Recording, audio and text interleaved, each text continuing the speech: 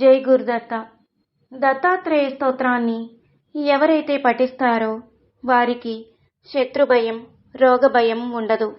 మరియు మనం తెలిసి తెలియక చేసిన అపరాధాలు ఏమైనా ఉంటే అవి తొలగిపోతాయి. మీరు వేసే ప్రతి అడుగు విజయవంతం కాగలదు. అసలు దత్త అనే స్మరణ చెయ్యాలంటే పూర్వజన్మ సుకృతం ఉండాలి. మీరు ఎన్నో జన్మల పుణ్యం చేసుకున్నారు కాబట్టే ఈ స్తోత్రాన్ని వినగలుగుతున్నారు. గురు అనుగ్రహం ఉంటే సాధించలేనిది ఏదీ లేదు. నిత్యం ఎవరైతే భక్తి శ్రద్ధలతో ఈ స్తోత్రాన్ని పఠిస్తారో వారికి దత్తాత్రేయ అనుగ్రహం ఎల్లప్పుడూ ఉంటుంది.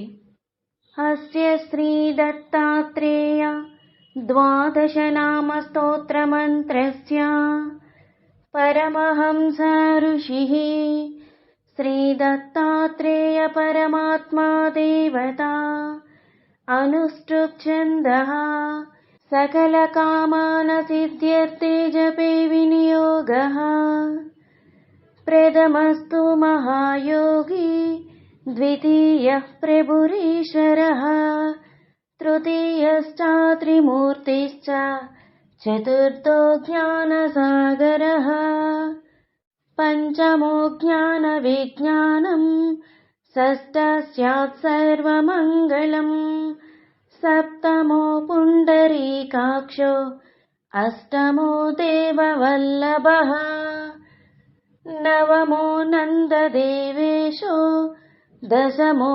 నందదాయకః ఏకాదశో మహారుద్రో ద్వాదశో కరుణాకరః ఏతాని ద్వాదశ నామాని దత్తాత్రేయ మహాత్మనః మంత్రరాజేతి విఖ్యాతం దత్తాత్రేయ హరః పరః క్షయోపస్మార కుష్ఠాది తాపజ్వర నివారణం రాజద్వారే పదే ఘోరే సంగ్రామేషు జలాంతరే గిరే గుహంతరే రణ్యే వ్యాఘ్రచోరాభయాదిషు ఆవర్తనే సహస్రేషు లభతే వాంఛితం ఫలం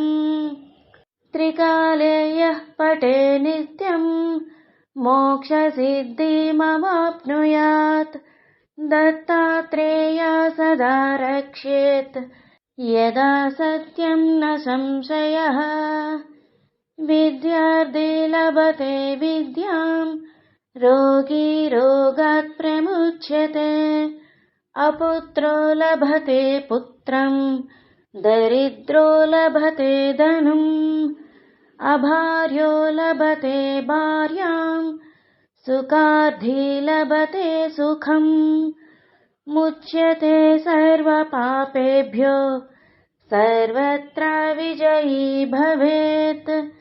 ఇది శ్రీ దత్తాత్రేయ ద్వాదశ నామ స్తోత్రం సంపూర్ణం. నా వీడియో కనుక మీకు నచ్చినట్లయితే లైక్ చేయండి, షేర్ చేయండి, సబ్స్క్రైబ్ చేయండి.